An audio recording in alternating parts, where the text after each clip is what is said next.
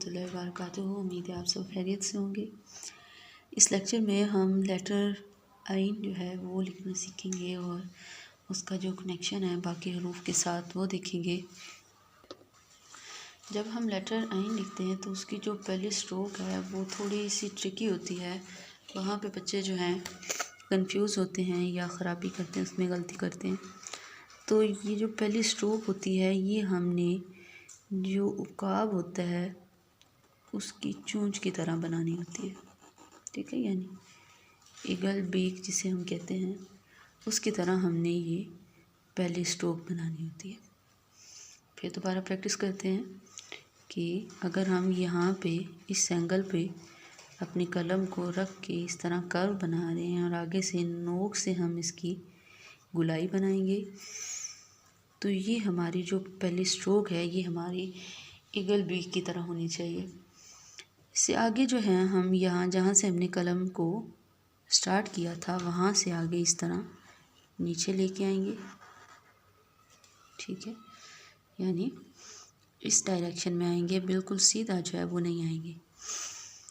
यहाँ से हम अपनी अगली कर्व बनाते हैं, वो हमने ये जो हमारा पॉइंट है इससे आगे से स्टार्ट करनी है और हमारा एंगल जो है वो ये होना चाहिए, ठीक है। यानी ये एंगल हो बिल्कुल इस तरह सीधे हमने नहीं आना।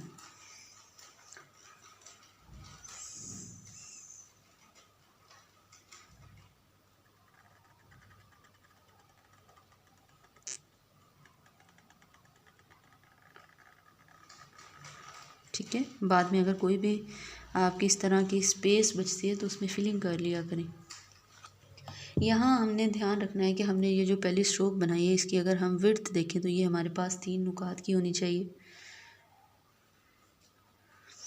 ठीक है। और ये जो हमने ये वाला हमारा पॉइंट है और ये वाला, इसके दरमियान एक नुक्ता लग जाना चाहिए। यानी इन दोनों के दरमियान में ज़्यादा स्पेस नहीं होनी चाहिए, इतनी होनी चाहिए कि यहाँ पे हमारा एक नुक्ता लग जाए। यहाँ से आगे जो है हम नीचे जिस तरह हमने जीन को बनाया था वैसे बनाएंगे,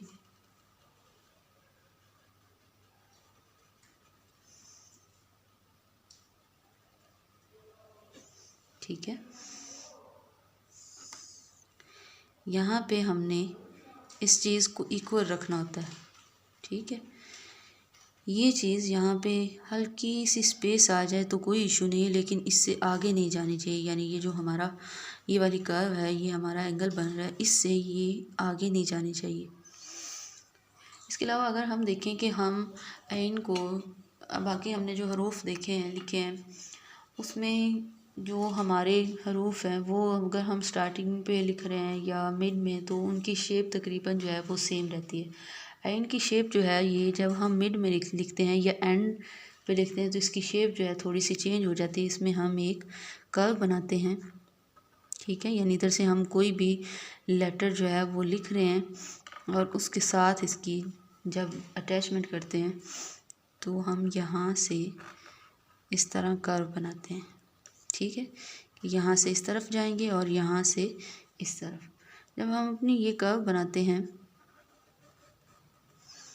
तो आगे हम यहाँ से शुरू नहीं करते बल्कि अलग से, ठीक है, अलग से हम इस तरह, ठीक है।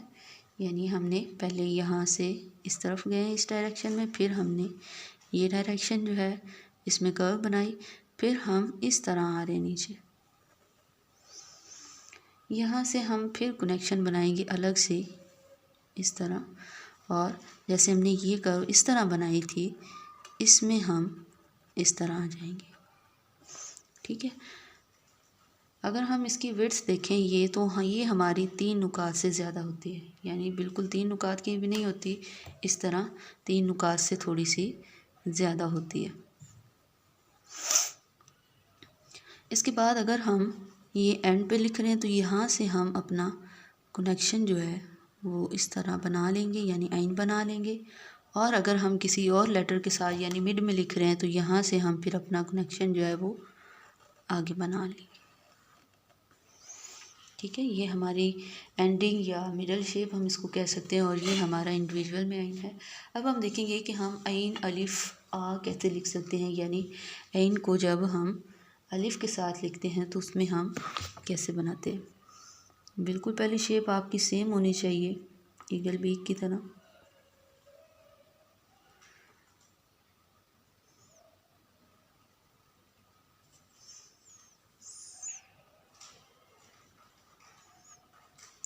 एक बात यहाँ पे ध्यान रखनी है कि जब हम ऐन अलिफ आ लिखते हैं, अलिफ के कनेक्शन में यहाँ पे स्पेस बहुत कम देते हैं।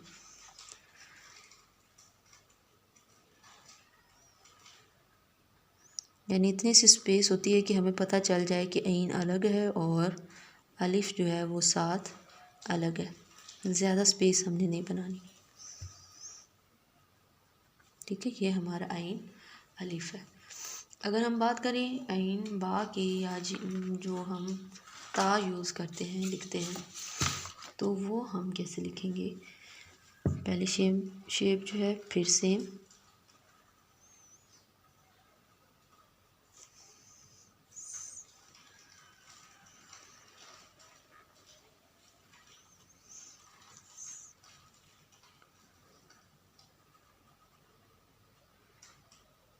हमने अलिफ में जो है वो स्पेस बहुत कम रखी, जैसे कि आप ये देख सकते हैं।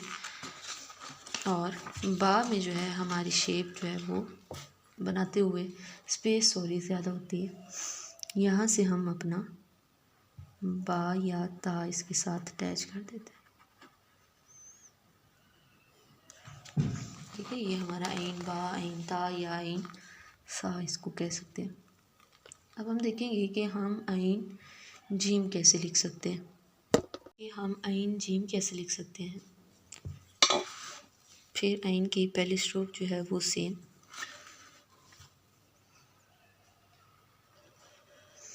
ये थोड़ी सी ट्रिकी है, लेकिन इसके लिए आपको बहुत ज़्यादा प्रैक्टिस करनी पड़ेगी। जितनी आप प्रैक्टिस करते हैं उतनी आपकी ये वाली स्ट्रोक जो है ये ठीक हो जाती है।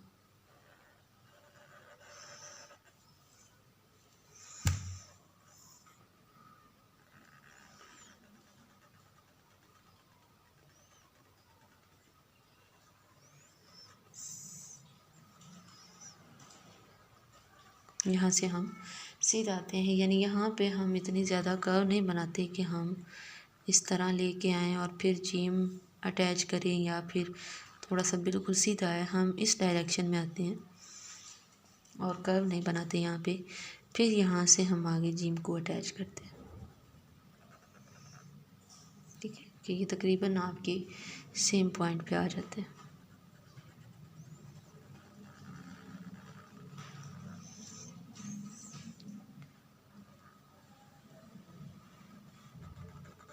ये हमारा ऐन जीम है। अब हम देखेंगे कि हम ऐन दाल कैसे लिख सकते हैं। तो वो हमारा सेम है जैसे हमने ऐन बनाया,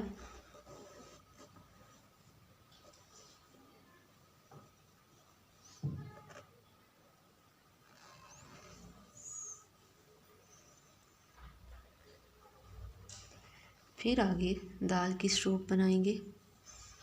इसमें भी हम अलिफ की तरह ज़्यादा स्पेस नहीं देते। फिर इसको ओवरलैप करते हुए वापस आएंगे।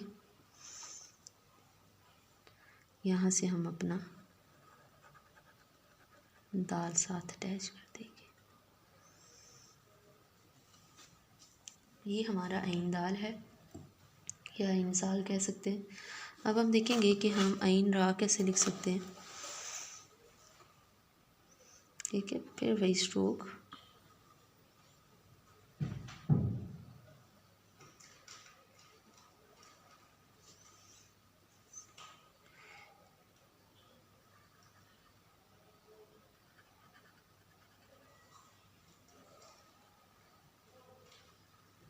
ठीक है, जैसे हमने स्वाद और दुआ के साथ जो रा लगाया था कर्व के बगैर वाला, ये वाला, तो ये हम इसके साथ लिखते हैं।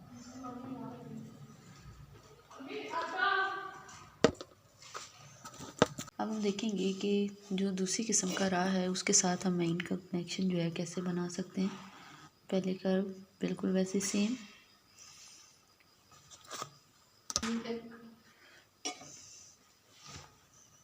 ठीक है, पहली कर्व जो है वो बिल्कुल सेम,